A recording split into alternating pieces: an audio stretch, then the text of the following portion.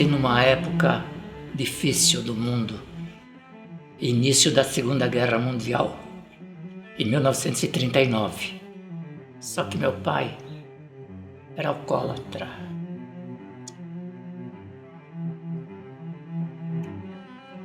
E essa foi uma grande desgraça na nossa família. Mas o meu pai era uma pessoa tão maravilhosa. Ele nos dava tantos livros, tanta cultura, que a gente adorava ele.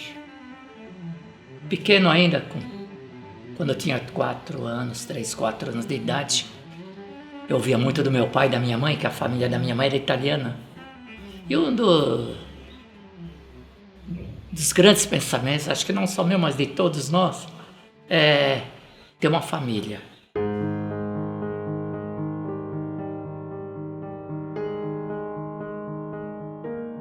Estava fazendo um curso na Associação Cristã de Moços, ali na Rangel Pestana, no centro de São Paulo, quando vi uma menina. Para mim era muito bonita. Teresa Neuma, o nome dela. Neuma, eu estou convidando você para tomar um lanche comigo um dia desses. Ela olhou, tá bom. Nosso primeiro lanche foi na Avenida Paulista, numa lanchonete chamada Aladim, ao lado da Praça Oswaldo Cruz. Conversamos bastante e decidimos namorar. Até que eu falei, eu tenho que casar com essa moça. Eu falei, Neuma, eu quero que você case comigo. Eu quero falar com o teu pai. Ela pensou assim e falou, não. Eu não posso casar com você. Mas por quê? Qual o problema? Nós estamos namorando, a gente está se dando tão bem. Damos risada. Ela falou, acontece que eu tenho uns problemas de saúde. Provavelmente nós não poderemos ter filhos. Se nós não pudermos ter filhos, nós vamos adotar. Tem muitas crianças aí que precisam de um lar. E ela me deu um abraço que eu nunca esqueci na minha vida. Choramos juntos. E casamos.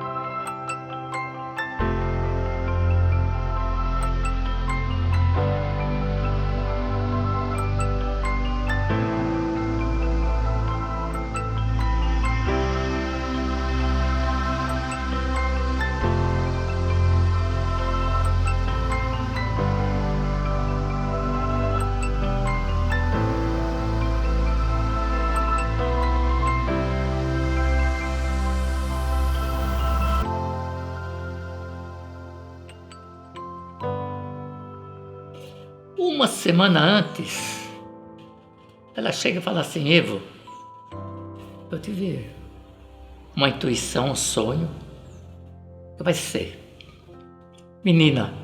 E saiu desesperada, aqueles dias, comprou tudo rosa. Nasceu uma filha, Adriana, de 8 meses, um pouco cianótica, mas sem problema. Depois de 2 anos, nasce um garoto chamado Fábio, loirinho, lindo, que parecia Bebê Johnson, aquele bem loirinho, lindo, lindo, lindo. Problemas no intestino. O médico chegou e falou, nós temos que operar.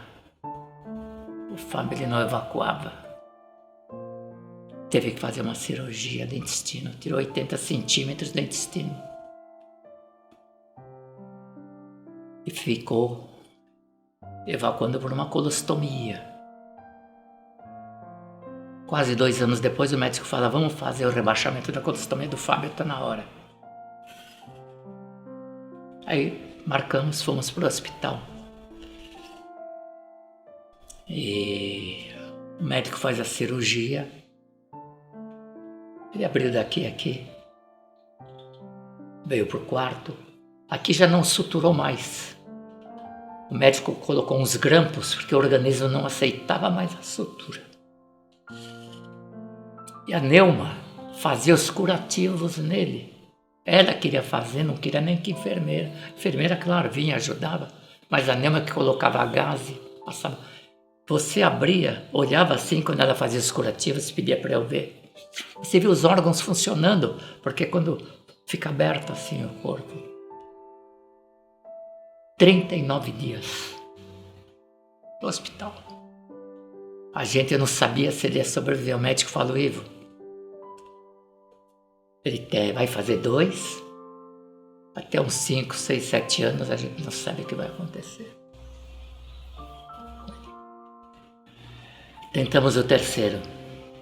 Aí vieram gêmeos de 6 meses e pouco. Um pesando 980 gramas e outro 1,20 kg. Desse tamanho assim. Ficaram 3 meses em incubadora. A primeira mamadeira deles foi uma gota de leite com conta-gota na boca. Depois de 3 meses foram para casa. Tiveram muita dificuldade para andar. Tiveram algumas sequelas. Marco Aurélio pegou um pouco de estradismo. Ele não olhava de frente, olhava de lado, porque os olhos são formados nos últimos meses de gestação. Nós ficamos com a menina e 3 filhos entre a vida e a morte, levando para passear, sem saber se amanhã eles estariam com a gente.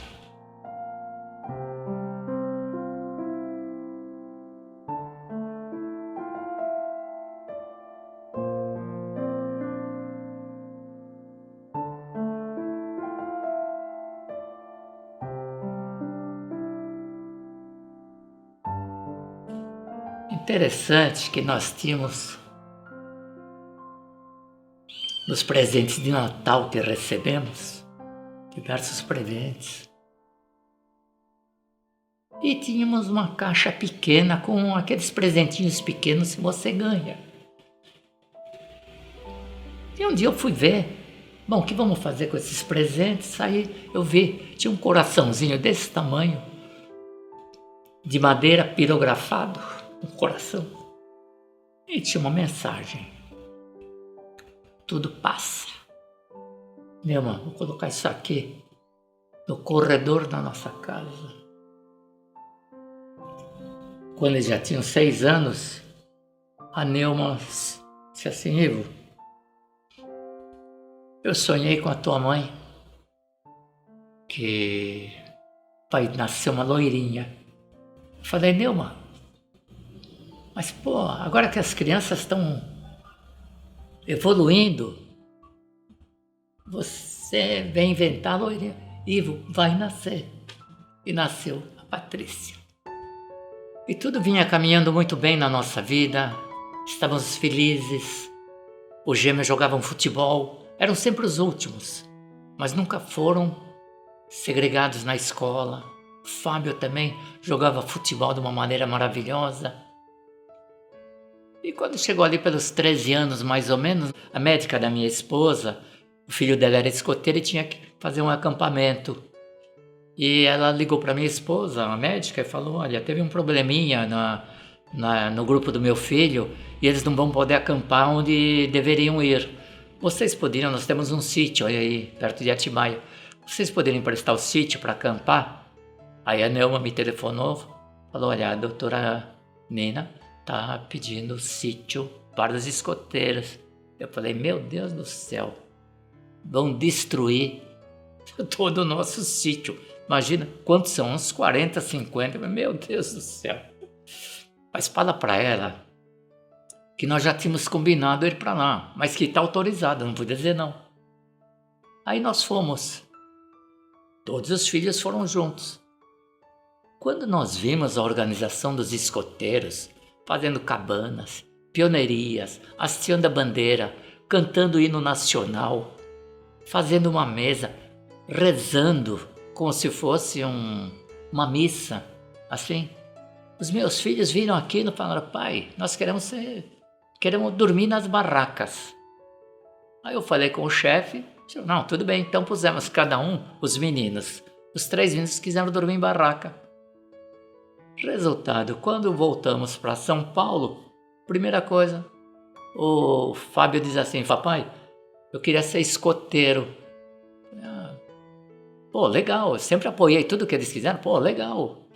Aí eu fui até o grupo escoteiro e falei: olha, o Fábio quer ser escoteiro, aí deu a autorização necessária. Aí os gêmeos, Marco Antônio e Marco Aurélio, souberam: nós também queremos ser escoteiro. Então entraram os 3 garotos no escotismo. Aí a Adriana, os pais são voluntários, então onde ia eu, a Neuma carregando coisas de escoteiros, barraca e arroz, feijão e tudo o que precisava para ajudar nos acampamentos. E as meninas: e nós que fazemos? Aí eu conversei com o líder e o que é que nós fizemos? Fundamos as bandeirantes do grupo escoteiro olivetano. O nosso grupo era Grupo Escoteiro Olivetano, número 240. Aí fundamos, mas não tinha ninguém para comandar. Então, quem é? Dona Neuma, minha esposa, vai ser a chefe do grupo escoteiro. E as meninas entraram também.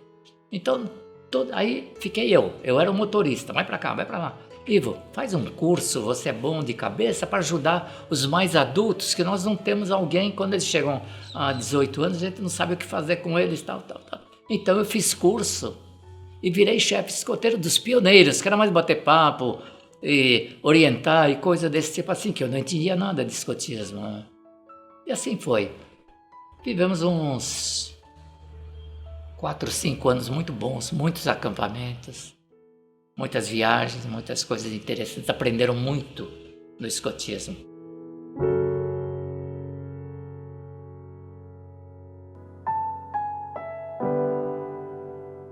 Um mês antes nós tínhamos combinado de fazer uma jornada ao Pico dos Marins. Na época era o pico mais alto do estado de São Paulo, ali perto da cidade de Piquete, um pouco depois de Lorena, de Aparecida do Norte. O pico mais alto do estado de São Paulo.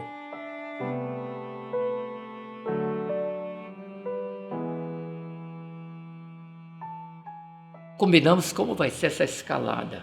Sempre tive muito cuidado, muito medo de coisas ruins acontecerem na minha vida, principalmente da minha família. Então fizemos reuniões no grupo escoteiro. Então vamos subir ao Pico dos Marins. Éramos 17, mas por um motivo desse ou daquele e tal, o grupo foi se reduzindo. Então ficou o líder, que era chamado Juan Bernabéu Céspedes, e 4 garotos de 15 anos, que era uma prova que eles iam fazer subir ao Pico dos Marins, incluindo o Marco Aurélio. Eu também, uns dias antes, por uma questão de trabalho, não pude ir. Aí o grupo viajou até Piquete. E de Piquete, um carro levou todos eles, o líder e os 4 garotos, até, são 28 quilômetros de distância, até a base do Pico dos Marins, onde tinha um guia chamado Afonso Xavier. Mais de 50 anos ele era guia no Pico dos Marins. Conheci o Pico dos Marins assim, subia 3, 4 vezes por dia. Pico dos Marins, a gente imagina, fica na Serra da Mantiqueira, 2.420 metros de altura. Iam crianças de 10 anos, 12 anos, com famílias, mas sempre com um guia. O caminho é por aqui. Iam e voltavam no mesmo dia. Tinha gente que até dormia lá em cima, pernoitava, para ver as estrelas, para ver o Vale do Paraíba. Por motivos que até hoje são desconhecidos, o líder, que diz que havia estado lá 10 anos antes, falou: não, acho que o guia está muito ocupado, nós vamos sozinhos. Passou um outro grupo escoteiro, falou: vamos junto. Não, nós vamos sozinhos. Quando eles estavam a 1.600 metros, mais ou menos, Um dos garotos pisou, que são pedras, né? Então torceu o pé. Disse que doía muito e não podia mais caminhar. E o grupo então, bom, não vamos mais subir, vamos voltar. Já que tem um companheiro ferido, vamos voltar. Mas surgiu uma brilhante ideia. Dizem que foi do Marco Aurélio. Não posso dizer sim ou não. Alguém podia buscar socorro. Aí o líder falou, pô, legal, né? Então, vai você, Marco Aurélio, porque o Marco Aurélio era o monitor do grupo, dizendo que era o que conhecia mais. Algo que nós não entendemos até hoje, porque é buscar socorro onde? Numa montanha de pedra, ia falar para uma pedra, pedra, vem me ajudar aqui a socorrer o nosso grupo? Um lugar que ele não conhecia. Você olha só pedra, pedra, pedra. Diz, não, vai por aqui que você... E realmente, se você tiver algum conhecimento da região, lá embaixo passa uma estrada, você vai chegar lá. Uma decisão assim, estapafúrdia, porque você não pode separar um elemento de um grupo. No local desconhecido, se você vê bombeiros, vão sempre juntos. Policiais vão sempre juntos. Nunca se separa uma pessoa do grupo num lugar desconhecido. Aí deram um jornal, Marco Aurélio colocou embaixo da roupa de escoteiro para se proteger do frio, lá é uma região muito fria. Marco Aurélio tinha problemas respiratórios.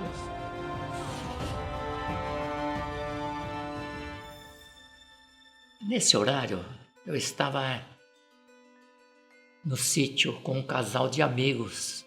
Exatamente nesse horário, eles estavam lá tomando a decisão.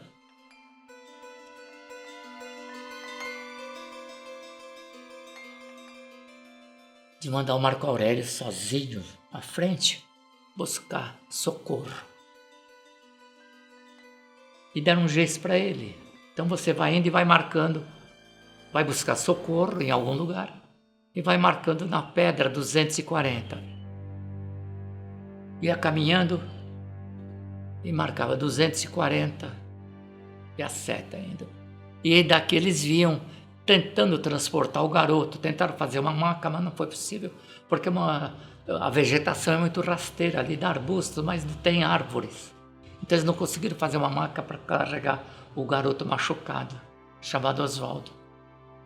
Então vamos carregar ele no ombro. Então eu devagarinho, o Marco Aurélio andando lá na frente. Andou uns 200, 300 metros mais ou menos. De repente passou no meio de duas pedras e não foi mais visto. O grupo continuou, isso era 2:30 da tarde. O líder e os 3 garotos que vinham vindo, ao invés de virem aqui, quando chegaram no local onde Marco Aurélio passou entre duas pedras, não conseguiram passar porque vinham carregando no ombro o garoto machucado. Decidiram contornar. No que contornaram, ao invés de continuarem, teoricamente, o caminho do Marco Aurélio, desceram para a direita. Alguém questionou, não, mas foi pela esquerda. E o líder, não, foi pela direita que nós vamos. E desceram pela direita. Então, o acampamento estava aqui, eles vieram para cá, para a direita. Se perderam. Passaram a noite, neblina, lá dá muita neblina. Tinha uma cerca num lugar, ali já tinha uma vegetação mais alta. Eles vinham se guiando por uma cerca que havia na beira da estrada e foram caminhando. Ouviu o barulho de um rio lá embaixo. Aí caminharam, encontraram uma casa maior, que era a casa do seu filhinho, onde eu estive depois. Mas se perdendo, perguntaram, escuta, nós estamos indo para o Pico dos Marins. Mas vocês estão completamente errados. Sai daqui da minha fazenda, volta. Vocês estão 6 quilômetros de distância da base. Aí eles fizeram o caminho chegaram no acampamento por volta de 6 horas da manhã. 5h30, 6 horas da manhã. Os garotos cansados, arranhados, tudo. Cadê Marco Aurélio? Não estava. Então o líder disse assim: vocês descansem, que eu vou voltar para tentar achar Marco Aurélio. O líder descansou um pouco, uma meia hora, e voltou sozinho para a serra. Ele queria tentar achar Marco Aurélio. Então, das 6 até as 10 da manhã, ninguém sabe o que aconteceu. Esse líder voltou sozinho para tentar achar Marco Aurélio, não achou, voltou para o acampamento. Nesse meio tempo já estava lá o carro, uma Kombi, que havia ido buscar os escoteiros para trazer até a rodoviária, para onde eles pegariam um retorno para São Paulo, um ônibus. Só que ao invés de voltar, o chefe falou: vamos buscar ajuda em Piquete.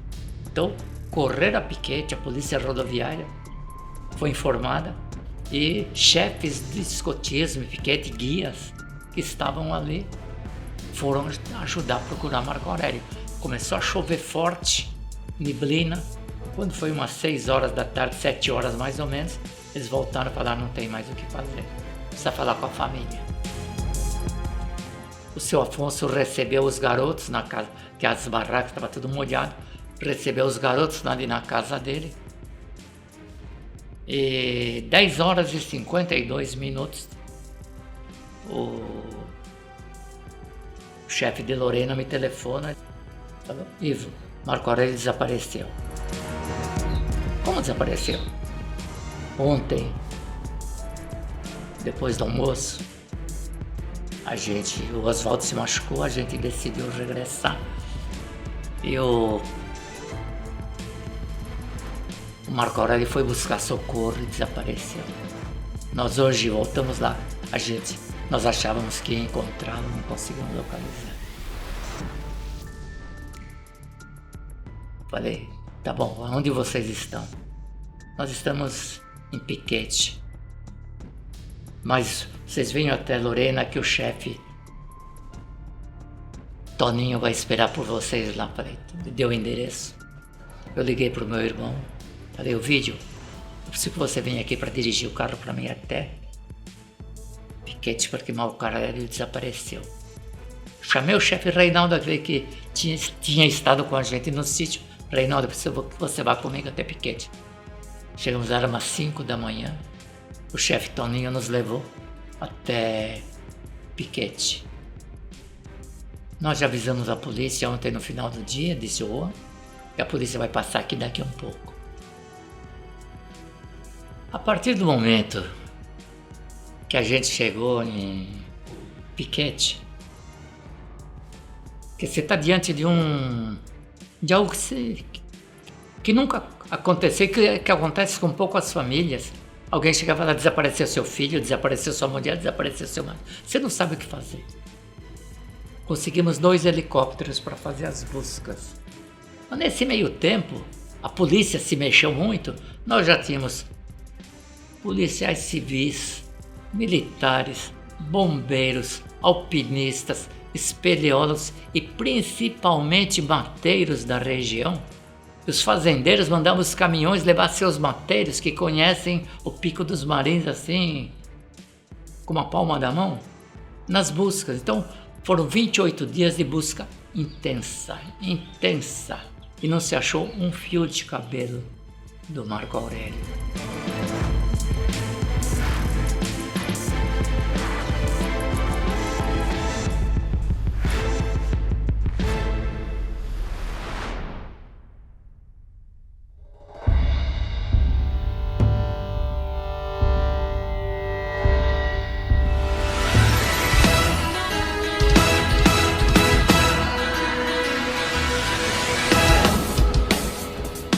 Uma família de São Paulo vive há 3 anos procurando uma resposta que se torna cada dia mais difícil. O que aconteceu com o filho Marco Aurélio Simon, que desapareceu na Serra da Mantiqueira, na divisa entre São Paulo e Minas? O escoteiro que sumiu desapareceu sem deixar pistas. A dor da família, que até hoje acredita que o menino que virou homem vai voltar. Os problemas dos escoteiros começaram quando eles já estavam quase no topo do Pico dos Marins, bem pertinho das nuvens. O Marco Aurélio se ofereceu para ir na frente à procura de ajuda e para descobrir o melhor caminho para descer. Como indicação, ele fazia setas com giz nas pedras. A última vez que ele foi visto foi naquela pedra fazendo a marcação. Atenção, Brasil! O mistério do menino desaparecido há 28 anos. Essa casa era do seu Afonso Xavier, morava com a família aqui. A alimentação chegava aqui, Geraldo, porque o povo brasileiro também foi muito solidário na época e mandava alimentação para alimentar esses 300 homens aproximadamente que ficaram aqui durante 30 dias procurando Marco Aurélio. 30 dias? 30 dias. Há 32 anos, no dia 8 de junho de 1985, um caso envolvendo um jovem desaparecido viria a sensibilizar todo o Brasil. O escoteiro Marco Aurélio sumiu quando tinha apenas 15 anos. Agora, a emocionante saga de uma família em busca do filho que desapareceu há quase 30 anos. Marco Aurélio, de 15 anos, sumiu durante uma caminhada nas montanhas. Uma história que comoveu os brasileiros e tanto tempo depois ainda é um completo mistério. Um mistério completa 35 anos e um pai em busca de uma resposta. O que aconteceu com o escoteiro Marco Aurélio? Ele tinha 15 anos quando desapareceu durante uma excursão de escoteiros. O lugar era como esse, o Pico dos Marins, interior de São Paulo.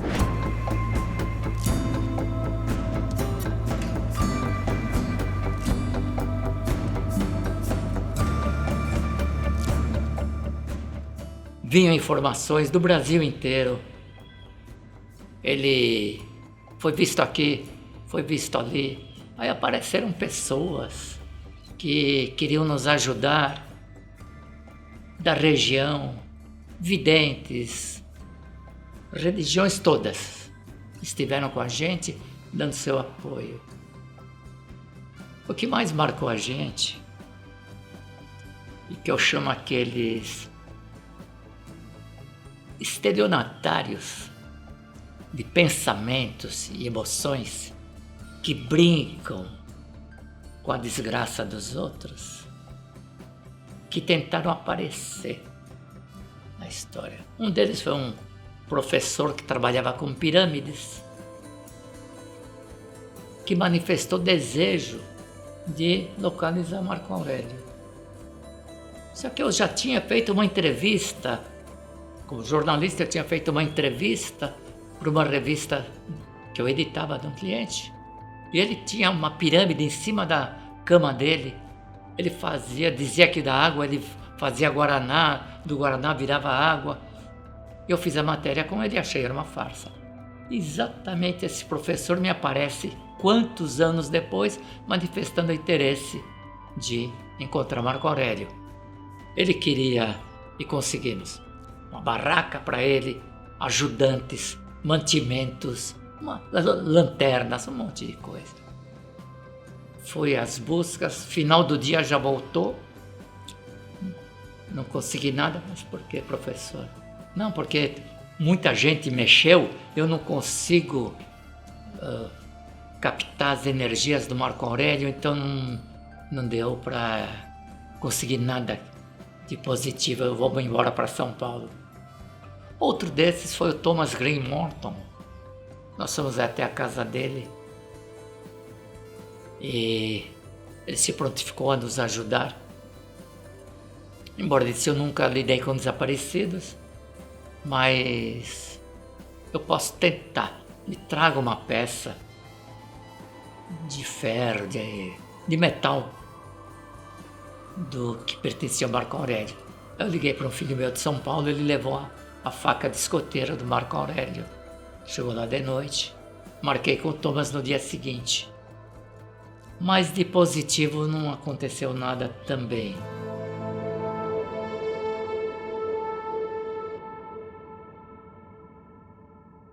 Claro que nós tivemos também que enfrentar algumas adversidades nesse meio tempo.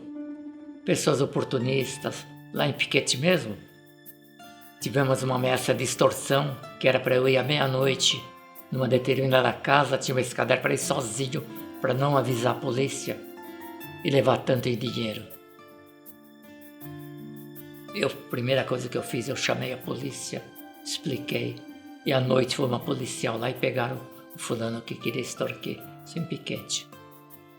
Na cidade de Ouro Fino apareceu um garoto dizendo que era Marco Aurélio. A TV Globo foi comigo até lá. E o garoto me abraçava, me chamava de pai. E já abraçava a Neuma, como se conhecesse mesmo. E chamava a Neuma, minha mãe. E poxa, e tinha uma cicatriz na barriga, como tinha o Marco Aurélio. Só que a cicatriz do Marco Aurélio era vertical, esse rapaz tinha uma cicatriz horizontal. Então eu falei com o delegado assim, só se a gente esperar um médico, pedir um médico legista, não? Ele falou, vamos chamar um médico legista. Mas o médico legista não estava longe, numa ocorrência, tinha que esperar. E o delegado me chama e fala assim, senhor, deixa eu conversar com esse garoto em particular. Chamou o garoto, dali um pouquinho ele fala, seu Igor, infelizmente não é. É um garoto que vive aqui, numa fazenda, chegou uma pessoa e disse que conhece ele. Aí eu, por que você fez isso com a gente? Ele falou, sabe o que é? É que eu queria mudar para São Paulo, então eu queria ir para uma família e vi que vocês são de São Paulo e eu queria morar com vocês. Então tivemos alguns casos assim de ameaças de extorsão numa cidade do interior.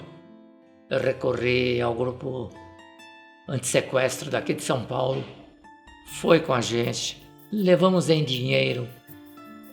Quer dizer, depois que entregar o dinheiro, meia hora depois eu vou dizer onde o garoto está. Vamos correr o risco. Aí passou um carro, deu uma volta, deu 2 voltas devagar, passou perto do orelhão e foi embora. Segundo o delegado, era do sequestro. Na verdade, não havia sequestro, não havia garoto nenhum. Era apenas uma extorsão que queriam fazer da gente. Eu tenho que relatar aqui o mais dramático que aconteceu no nosso primeiro Natal, em 1985. Primeiro Natal. Faltavam uns 10 minutos para meia-noite, 5 para meia-noite. Recebo um telefonema. Pois não? Olha, aqui é um amigo de Mato Grosso que está falando. Eu queria dizer para o senhor não se preocupar mais em procurar o Marco Aurélio, porque o senhor não vai encontrar. Falei, por quê? Porque eu estava lá na serra, eu vi tudo o que aconteceu. Falei, meu amigo, mas se você esteve lá, por que você não passou isso para a polícia? Não, é muito chato, muito triste o que aconteceu. Mas o que aconteceu? Conta para mim. O líder matou seu filho e fez picadinho dele pela serra. Por isso que nunca encontraram ossos, nunca encontraram vestido. Ele destruiu seu filho. É isso que você tem para me dizer? É. Uma boa noite, obrigado por ter ligado. A Neuma perguntou. O que era, Ivo? Eu sempre calmo, muito calmo. Por dentro estourando, né? Falei, não, era um amigo que queria desejar Feliz Natal pra gente. Então vamos festejar o Natal.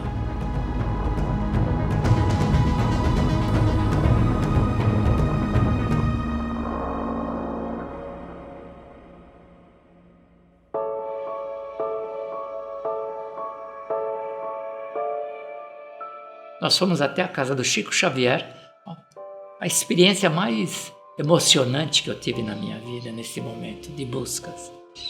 E lá em Uberaba nós fomos à casa dele, uma casa muito simples, com árvores, terra, acanhada, a cozinha onde ele nos recebeu, que era a cozinha e um quarto que ele tinha. Parecia feita de caixote de cebola, de madeira assim. Sentamos e Chico já tinha um cartaz do Marco Aurélio. Nós distribuímos mais de 30 mil pelo Brasil. E Chico, a gente perguntou, Chico, nós somos do Marco Aurélio. Ele falou assim, queríamos que você nos dissesse alguma coisa. Ele falou, olha, eu não consegui contato até hoje com ele. Aí a Nelma fala assim, escuta, então ele está vivo, não? O Chico falou, não falei isso.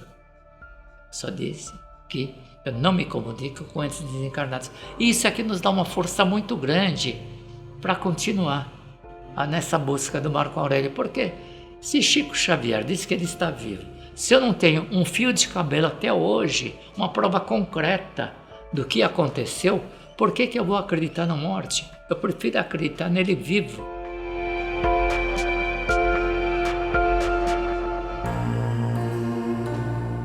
A Serra da Mantiqueira e o Pico dos Marins tem muitas histórias interessantes de pessoas que dizem que viram discos voadores, avistamentos e coisas estranhas.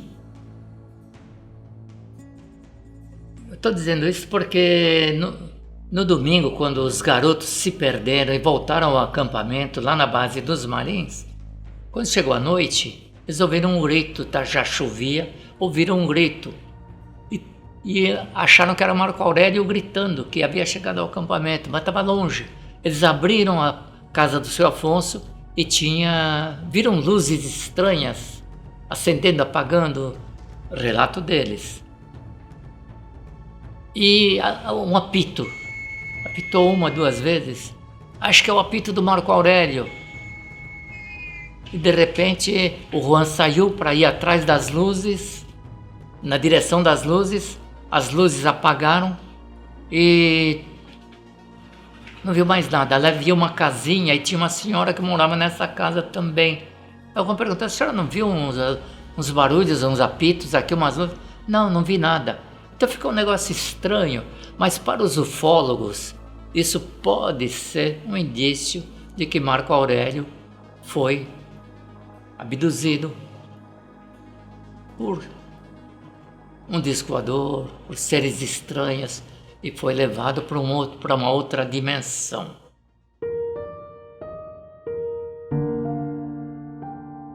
Este brasão é o símbolo da união da minha família.